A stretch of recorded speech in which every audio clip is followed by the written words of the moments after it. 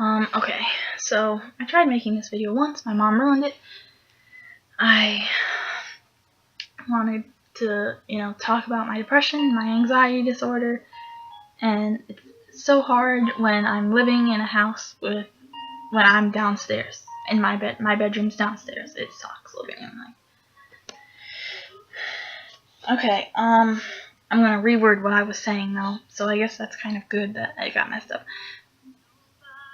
I had a best friend. His name was Ralphie. His real name was Ralph, but I called him Ralphie. He was like my Ralphie. I called him Ralphie a lot. I met him because my dad and his mom were together. At the time they were dating, and I became very, very, very close with his mother. To this day, I'm still very close with his mother. And most of his whole family. I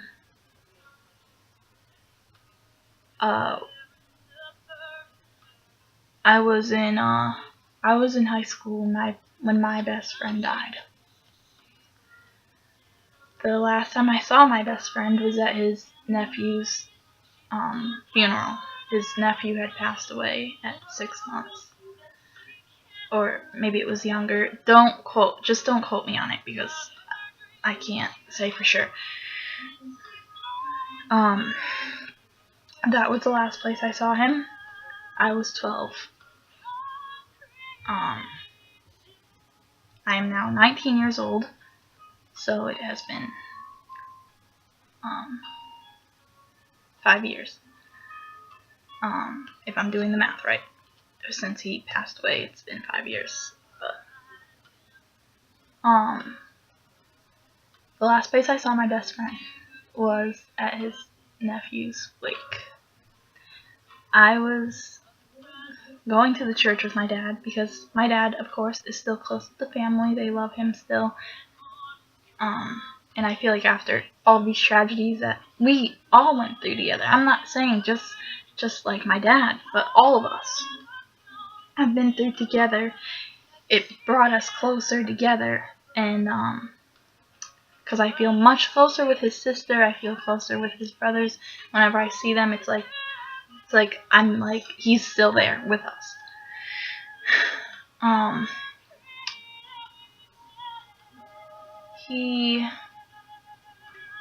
saw him. Yeah, he was outside, and I was getting out of the car to go inside the church so I could, sit down.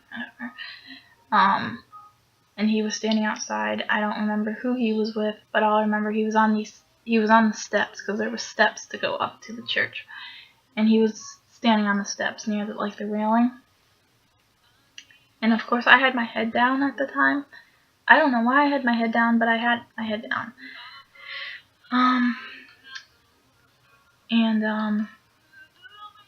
It was. I heard a voice. I hadn't seen him in so long, mind you. I still counted him as a brother to me, but I hadn't seen him in a long time. At that time I didn't really go over his mom's house because I don't know. We just kind of we were still close, but it wasn't like we saw each other every day because we both grew up. We had our own friends. We found ourselves. You know how that goes. But he was always the one that was there. Even though I hadn't spoken to him in a long time, he was always the one that was going to be there for life. I had my head down. Let's get back to the story now. I had my head down, and I hear a voice. Who's that beautiful girl I see? That's what I hear. And I look up, and it was him. It was Ralphie. He was standing there, and he had a smile on his face because I hadn't seen him in so long. So of course I had a smile on my face too because I missed him so much. After not seeing your best friend for a while, you miss them so much, and it's very hard to deal with. Even when they're alive and you don't see them for a long period of time, that's very hard.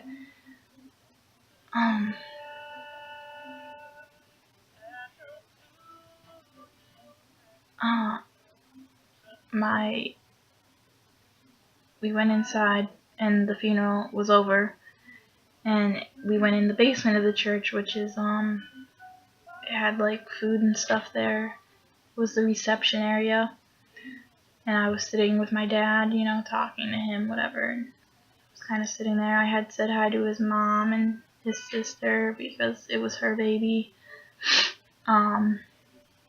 I really don't want to make this video really long because I just feel like long videos are the most boring videos to watch. I don't know.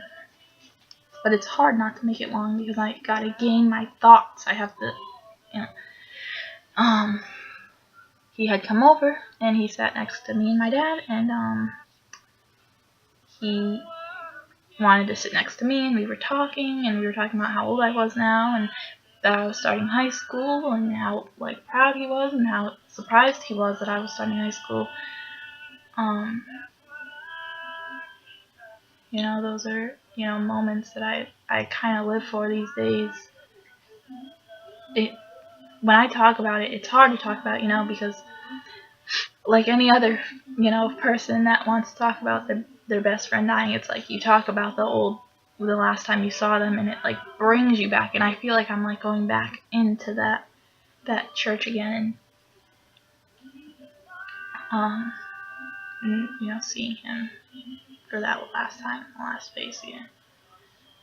A few months later, August 12th, 2009, I had went out school shopping with my mom, and we came home, and my dad, he called, and I thought he was calling for me, but he asked to talk to my mom, and I didn't know why. I didn't know why at all. I had no idea what was coming. And my mom gets off the phone. She didn't say anything to me. I said, "What was that about?" She said, "Nothing."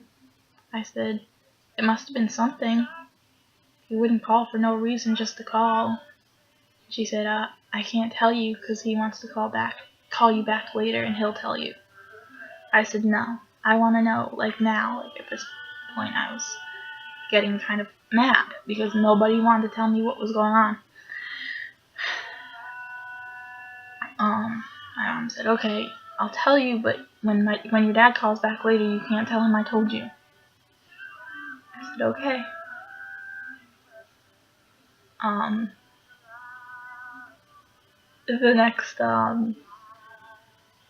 The next thing that comes out of her mouth was, Rafi, he committed suicide.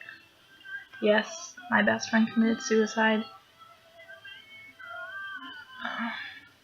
I really hope there's no hate comments on this video saying that suicide is a sin and that people that commit suicide go to hell.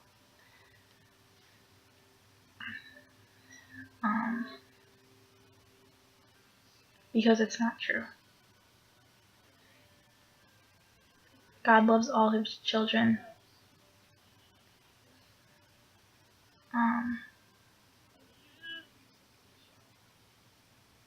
No matter how they die, no matter what their race, their gender, anything. He loves all of his children. And it's sickening to me. The reason I really made this video, I have been watching countless videos, reading countless articles about Leela Alcorn, and some of the comments on the videos, some of the comments on the articles make me wanna puke.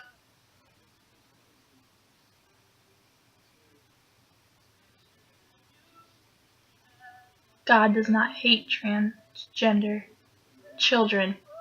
They're the same as us. They just don't feel the same. They don't feel like either they're a boy, they don't either feel like they're a girl. My best friend was not transgender. No, that's not why he committed suicide.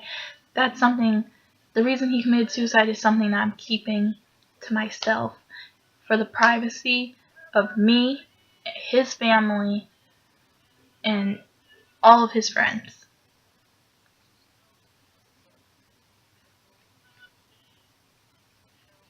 The weekend after August 12th, I was sitting in a church, the same church that I saw my best friend for the last time in. But you know, this time, he was in an urn. His ashes were in an urn this time.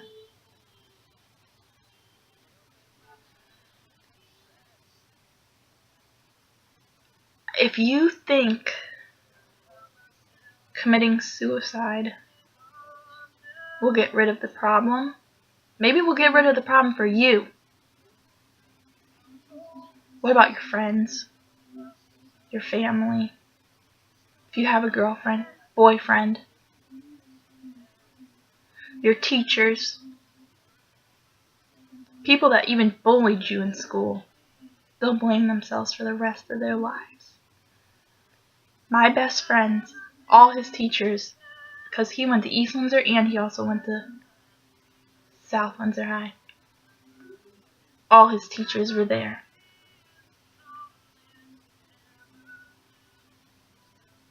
All his old friends from all the places that he used to live were there. I couldn't even make it into the the funeral home without bawling my eyes out. I lost my best friend that horrible day, August 12th, 2009, and it's the most undescribable pain I have ever felt a day in my life, and I am still feeling the pain. They say time makes things easier. No, it doesn't. It makes things worse.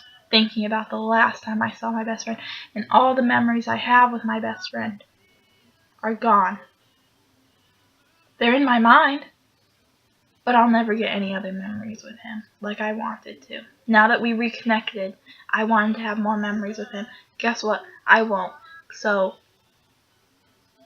think before you're going to commit suicide. Please think of how you could affect everyone around you, even your neighbors.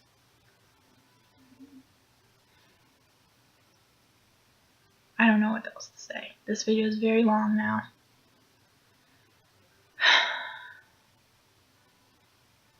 So I'm going to end it here and say, if you can't find a reason to stay alive, this is your reason.